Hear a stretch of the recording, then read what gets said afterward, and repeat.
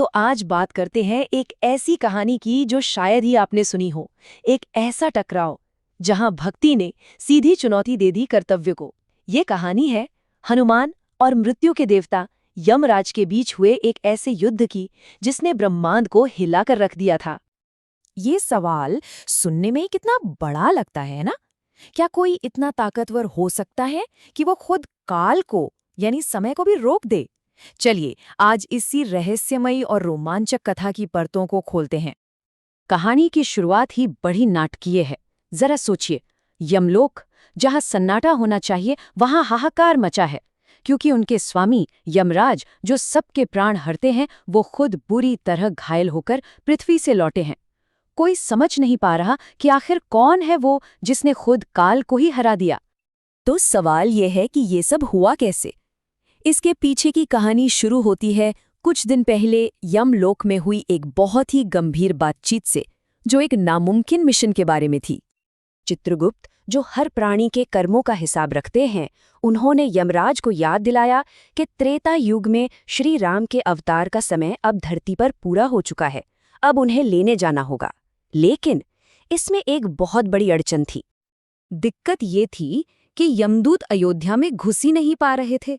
उन्होंने यमराज को बताया कि कई सालों से जब भी वो नगर के पास जाते हैं तो दरवाजे पर पहरा दे रहा एक वानर उन्हें रोक लेता है। उसके शरीर से ऐसी दिव्य रोशनी निकलती है कि यमदूत जलने लगते हैं, और वो वानर कोई और नहीं, हनुमान थे। ये सब सुनकर यमराज को तो जोर की हंसी आ गई। उन्हें लगा एक वानर और मेरे दूत उससे डर गए। अहंकार में चूर होकर उन्होंने कहा, मैं किसी के भी प्राण हर सकता हूं, फिर ये हनुमान क्या चीज है। और ये कहकर वो खुद अपने भैंसे पर बैठकर अयोध्या के लिए निकल पड़े। और बस यहीं से अयोध्या के दरवाजे पर दो ऐसी ताकतों का आमना सामना हुआ जिनकी कोई तुलना नहीं थी। एक तरफ था समय का स्वामी और दूसरी तरफ वो भक्त जिसकी भक्ति खुद समय को बदल सकती थी। यहाँ जो बात है ना, वो बहुत गहरी है। ये कोई आम लड़ाई नहीं थी, ये थी धर्म और भक्ति की टक्कर। एक तरफ यमराज थे जो अपने कर्तव्य से बंधे थे, और दूसरी तरफ हनुमान जो अपनी भक्ति से बंधे थे। हनुमान ने बड़े प्यार से कहा, हे धर्मराज, मेरे प्रभु की मर्जी के बिना अंदर कोई नहीं जा सकता। पर यमराज ने इसे अपना अपमान समझा और युद्ध का ऐलान कर दिया। यमराज ने गुस्से में अपनी विशाल गदा से हमला किया। हनुमान जी ने भी अपनी गदा उठाई, और जैसे ही वो टकराई, कहते हैं कि ऐसी भयानक आवाज हुई कि पूरा ब्रह्मांड कांप गया। और इस पहली ही टक्कर में यमराज की गदा के टुकड़े टुकड़े हो गए। अपनी गदा टूटते देख यमराज और भी भड़क गए। उन्होंने अपना सबसे खतरनाक हथियार निकाला, कालपाश, जिससे कोई नहीं बच सकता था। लेकिन हनुमान जी के लिए उन्होंने उसे हवा में ही पकड़ लिया और बस एक झटके में उसके भी दो टुकड़े कर दिए। अब तो यमराज का गुस्सा 7वें आसमान पर था। अपनी हार को सामने देखकर उन्होंने अपना आखिरी और सबसे ताकतवर अस्त्र निकाला, यमदंड, जिसे कोई नहीं रोक सकता था। उसे अपनी ओर आता देखकर हनुमान जी ने अपना शरीर इतना विशाल कर लिया कि यमराज चींटी जैसे लगने लगे। और जैसे ही यमदंड पास आया, हनुमान जी ने अपना मुंह खोला और उसे निगल गए। बस ये देखते ही यमराज के तो होश ही उड़ गए और वो जान बचाकर वहां से भाग निकले। तो देखिए, यमराज तो हार गए, लेकिन होनी को कौन टाल सकता है। अब कहानी में आता है एक नया मोड़। अब ताकत से नहीं, बल्कि श्री राम की एक दिव्य लीला से काम होगा। एक दिन दरबार में श्री राम ने गलती से अपनी अंगूठी गिरा दी, जो फर्श की एक दरार में चली गई। उन्होंने हनुमान से उसे लाने को कहा। हनुमान जी तो फौरन छोटे से बनकर उस दरार में घुस गए, पर अंगूठी बहुत तेजी से आगे बढ़ रही थी। उन्हें क्या पता था कि ये सब उन्हें अयोध्या से दूर भेजने का एक तरीका है, प्रभु की एक लीला है। पीछा करते करते हनुमान जी एक अजीब गुफा में पहुंचे, और वहां जो उन्होंने देखा वो हैरान करने वाला था। वहां एक और उनसे भी विशाल हनुमान बैठे थे।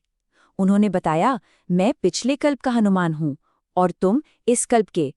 और फिर उन्होंने अंगूठियों के एक बड़े से ढेर की तरफ इशारा किया और समझाया कि हर युग के अंत में श्री राम अपने हनुमान को यहीं भेजते हैं।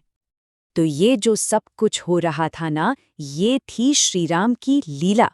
मतलब एक तरह का दिव्य खेल जिसका एक खास मकसद था। हनुमान जी को व्यस्त रखना ताकि यमराज अपना काम कर सके। और जब हनुमान जी इस दिव्य लीला में उलझे हुए थे, यमराज को आखिरकार अपना अधूरा मिशन पूरा करने का मौका मिल गया। लेकिन इसकी एक बहुत बड़ी कीमत चुकानी पड़ी। हनुमान जी के जाते ही यमराज एक साधु का भेष बनाकर राम के पास पहुंचे। राम ने वचन दिया कि जब वो बात करेंगे तो कोई अंदर नहीं आएगा और जो आया उसे मौत की सजा मिलेगी। उन्होंने लक्ष्मण को पहरा देने को कहा और ठीक उसी वक्त ऋषि दुर्वासा आ गए और अंदर जाने की जिद करने लगे। पूरी अयोध्या को श्राप से बचाने के लिए लक्ष्मण अंदर चले गए और इस तरह अपने भाई का वचन रखने के लिए उन्होंने खुद मृत्युदंड स्वीकार कर लिया और सरयू नदी में समाधि ले ली। कहानी के इस मोड़ पर आकर ये सवाल उठता है कि आखिर जीता कौन? क्या यमराज जीते या हनुमान? जब हनुमान जी वो अंगूठी लेकर वापस अयोध्या पहुंचे तो उन्होंने जो देखा, श्री राम अपने भाई लक्ष्मण के दुख में अपने पूरे दरबार के साथ सरयू नदी के किनारे खड़े थे, इस दुनिया को छोड़कर अपने धाम जाने के लिए। तब हनुमान जी को सारी बात समझ आई कि उन्हें क्यों दूर भेजा गया था। वैसे एक मजेदार बात और है, इस कहानी के कुछ और रूप भी मिलते हैं। एक कहानी कहती है कि ये घटना तब हुई थी जब रावण ने यमराज को बंदी बनाकर लंका में हनुमान से लड़ने भेजा था, और तब हनुमान ने यमराज को तब तक निगले रखा जब तक खुद ब्रह्मा जी ने आकर उन्हें छुड़वाया नहीं। तो इस पूरी कहानी का असली मतलब क्या है? मतलब ये है कि हनुमान की जीत यमराज को हराने में नहीं थी, उनकी असली जीत तो उनकी भक्ति में थी। एक ऐसी भक्ति जो इतनी गहरी और ताकतवर थी कि खुद किस्मत को, श्री राम को, अपनी लीला रचकर रास्ता बनाना पड़ा। तो आखिर में ये कहानी हमें एक बहुत बड़े सवाल के साथ छोड़ जाती है। क्या भक्ति इतनी ताकतवर हो सकती है कि वो किस्मत को भी अपने हिसाब से मोड़ दे, या फिर किस्मत हमेशा अपना रास्ता बना ही लेती है?